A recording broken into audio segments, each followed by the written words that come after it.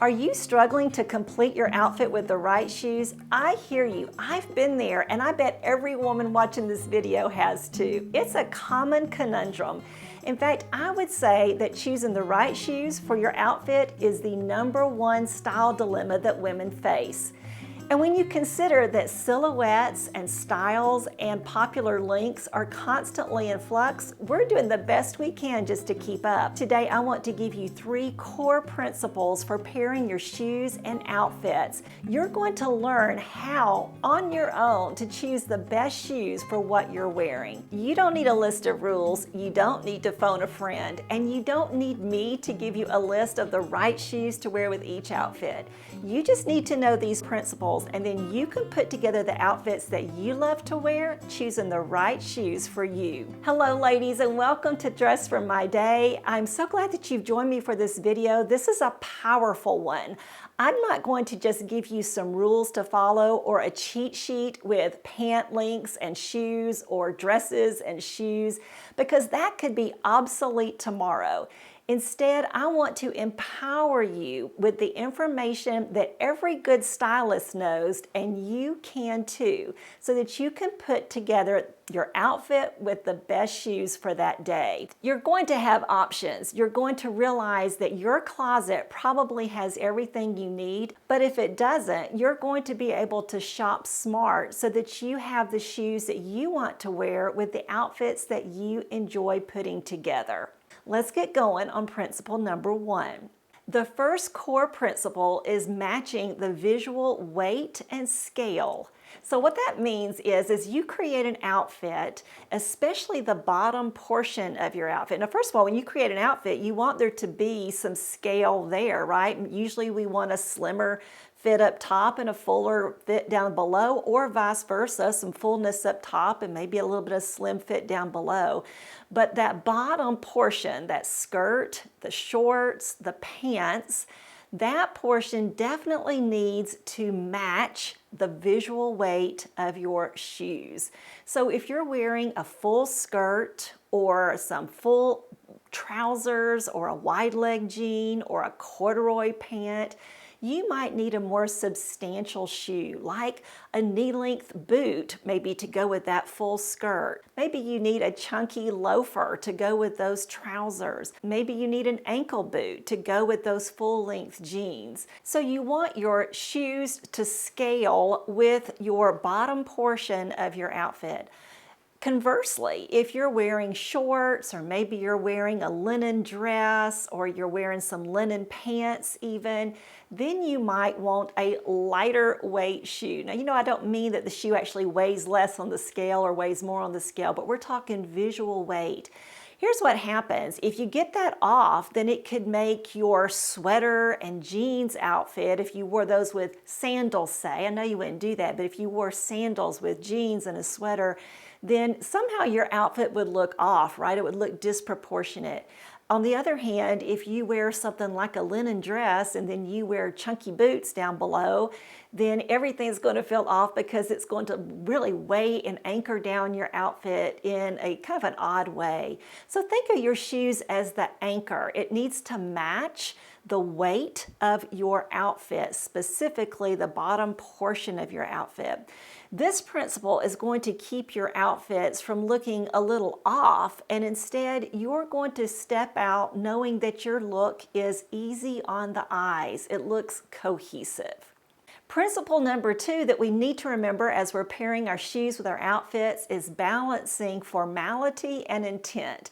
Yes, your shoes are going to set the tone for your outfit. I mean, no matter what you put on up top and throughout your clothing, your accessories, your shoes are ultimately going to determine whether your outfit looks elevated, elegant, or maybe more casual, relaxed, informal. So let's think about the trending sneakers. Right now we're wearing a lot of sneakers. They're really popular, and they're a great way to take almost any look and make it a little bit more casual. So you might want to wear even like some, trouser pants, not even jeans, but some trouser pants and a button-up shirt or something, but you want the look to look a little casual, so you put on some sneakers. If you go too casual with those sneakers, like you just wear the shoes that you go out walking in every evening, then it's really going to make your outfit look too casual, a little inappropriate, like you just missed something here. On the other hand, if you wear some smart fashion sneakers that are a little elevated looking, yeah, they're sneakers, but they look sharp and fashionable, then those are going to deformalize or make your outfit look a little bit more casual, but in a stylish way. Likewise, you could, of course, wear a pair of jeans, you could wear a t-shirt, but you'll elevate that look with a blazer and with some little slingback pumps. So the shoes you wear are going to elevate or they are going to make your outfit more casual. So think about the shoes in your closet. Do you have both options? Do you have shoes that will elevate your look? Shoes such as pointy toe flats, slingback pumps, or classic pumps, or maybe even a nice structured loafer. Do you have shoes that will make your outfits look more casual intentionally, like a stylish fashion sneaker, maybe even a boat shoe or some sandals? Those are things that are going to completely change the vibe of your outfit. So as you put your outfit together, you're probably thinking about where you're going, what you're doing, and what you want to look like to people. Don't mess that up by choosing the wrong shoes. Instead, step up with the right shoes that set the tone for your outfit. Following this principle is how you keep from feeling inappropriately dressed, and instead you step out knowing that you are beautifully dressed for the occasion and for your personal style. Let's pause for a beauty bonus. Haven't done one of those in a while, and I'm excited to because I've been getting so many questions about my lip color. Oh my goodness, I am loving these new lip products, new to me. These are by Merit, and this is their lip pencil in the color Coupe. And it goes on smoothly and beautifully. I used it to line my lips, and then I did color inside my lips just a little bit too. And then I'm using their lip oil. It's like a glossy oil called Pink Beat is the name of this shade. You can actually get these separately, but you can also get them in a bundle for a slightly discounted price. So that's really cool. And I'm going to give you the links to these below in the description box. The third principle for combining your shoes and your outfits is elongating and continuing. Your shoes need to at least continue your outfit, head to toe. There should be a continuity. There should be a seamlessness to your look. And it's a bonus when your shoes elongate your legs. And I'm going to tell you how to do both things. Conversely, you don't want your shoes to interrupt your look or change your look, make it look disjointed. You want there to be this seamlessness there. The transition space between your clothing and your shoes is key to making your look balanced and modern. So there are a few points under this last principle, and we're going to work through them. Hang with me. My first tip is to beware the break, and this is referring to your full-length pants. You may know that when you wear full-length pants, you're basically allowed one break in your pants. So right there between your knee and the end of your pant, if it's a full-length pant, then you can have one place where the front of your pant kind of creases, it kind of bends because it has hit the top of your shoe, and there it rests gently, and so there's a little break there. So with a full-length pant, you're going to have a break in your pant. That's normal to have one break.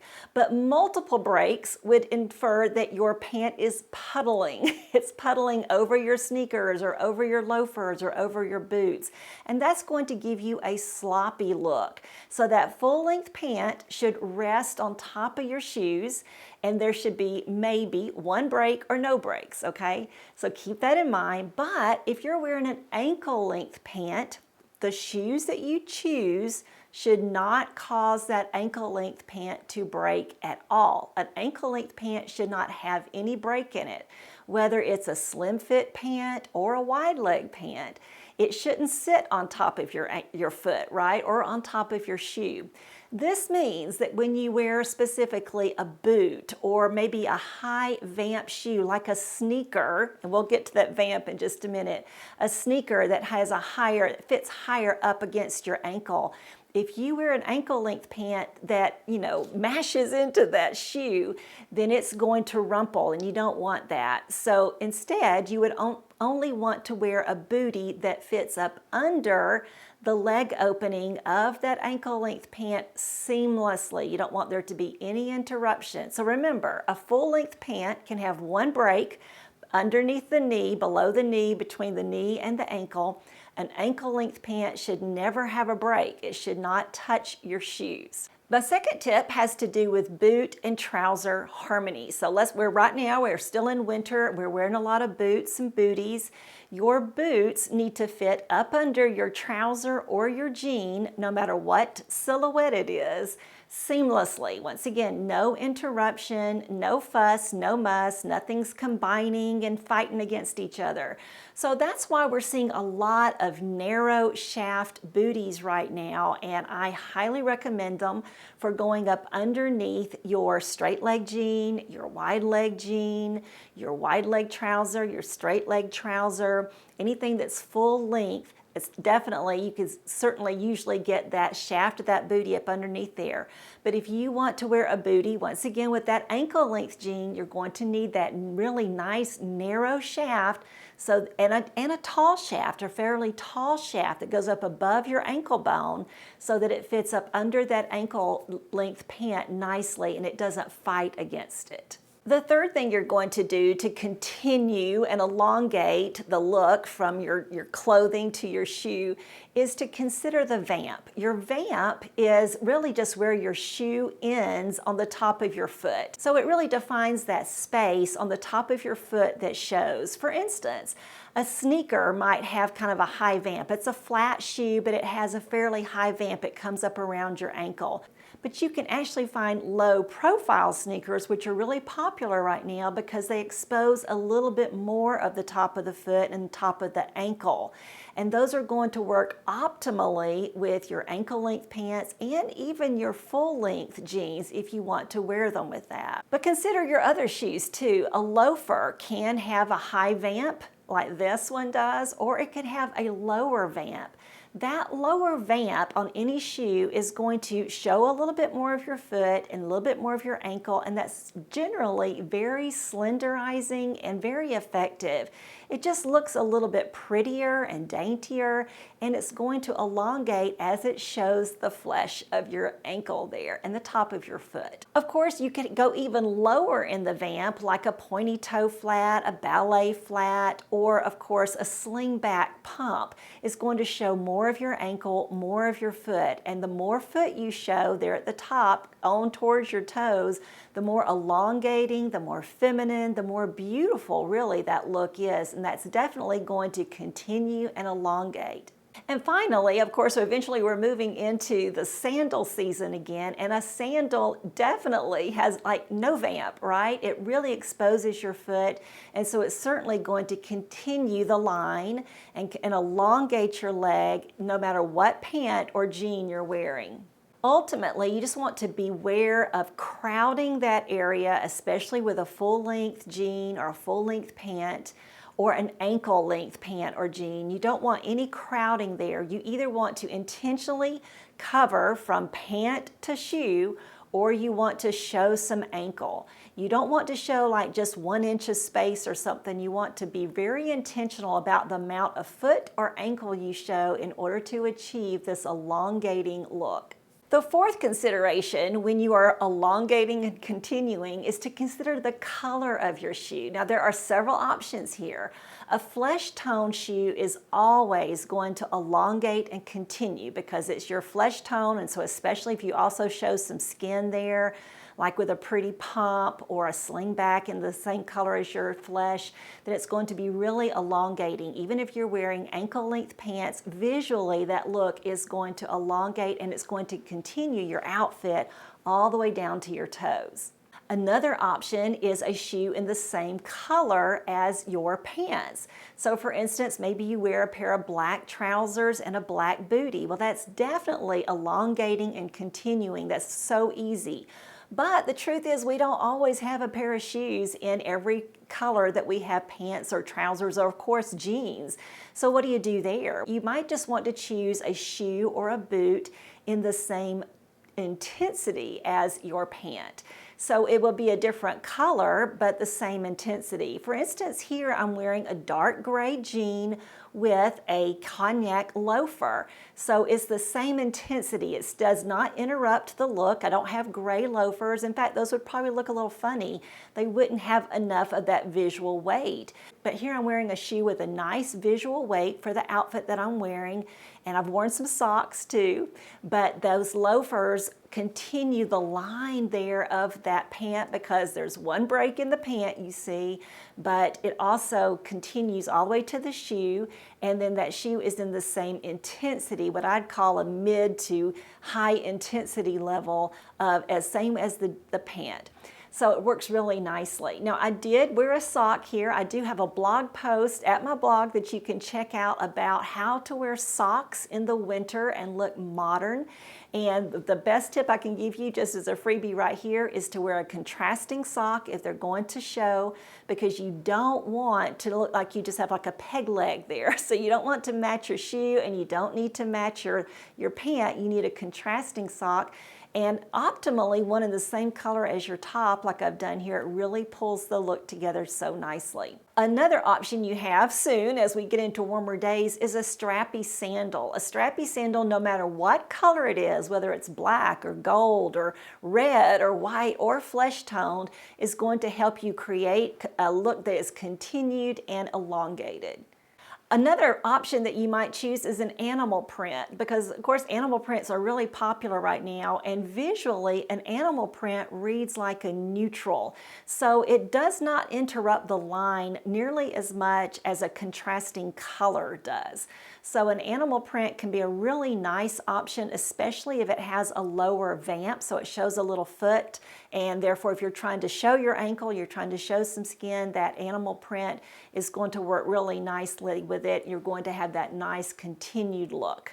You might choose a color, a contrasting color, nothing wrong with that. You do want to be careful once again about scale and weight, so consider that when you're choosing the color. But one way to choose a contrasting color for your shoe is to bookend your look. So wear that same color that you're wearing in your shoe up top somewhere. That could be a scarf, it could be a hat, it could be your top, it could be a jacket, it could even be a pair of earrings or a necklace. And finally, believe it or not, you might also find that a pair of shoes in the same color as your hair is a good option to have in your wardrobe. So for me, I have gray hair. If I had a nice gray shoe, which I do in my closet, and I need to pull it out more often, it really does to help create a cohesive look. Remember, the goal is not necessarily elongating your leg. It's about continuing the look from head to toe. So a shoe in the same color or kind of that tone as your hair really might be a good option to have in your closet. Following this principle is one that's going to help you not feel frumpy or dumpy because your look is interrupted, but instead you're going to step out knowing that you are stylish and pulled together head to toe. So in review, you're going to want to choose the shoes for your outfit that balance it, that anchor your outfit, but don't make it look way down or like it's going to fly off. You also want to wear the shoes that set the tone for your overall look that you're trying to achieve, whether it's a little casual or very elegant.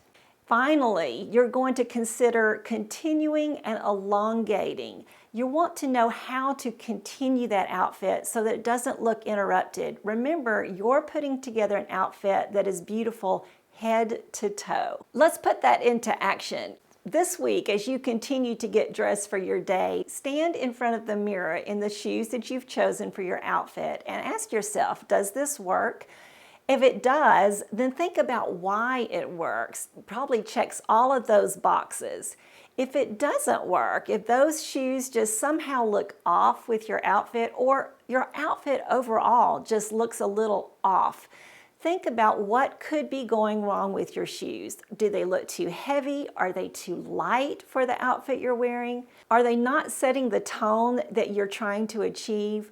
Or are they somehow breaking up your outfit, making you look a little disjointed? And then you'll know how to fix the problem that you have. You'll know the solution for the principle that's being broken. Thanks so much for joining me for this Style Principles video today. I hope it has been helpful to you. Be sure to check out my website at dressformyday.com for more style tips. And while you're there, subscribe to my newsletter. I deliver a newsletter to your inbox either daily or weekly. It's all up to you. But I provide so much extra for my subscribers, and I would love for you to be one. Thanks for joining me today, and I will see you again next Wednesday. Bye now.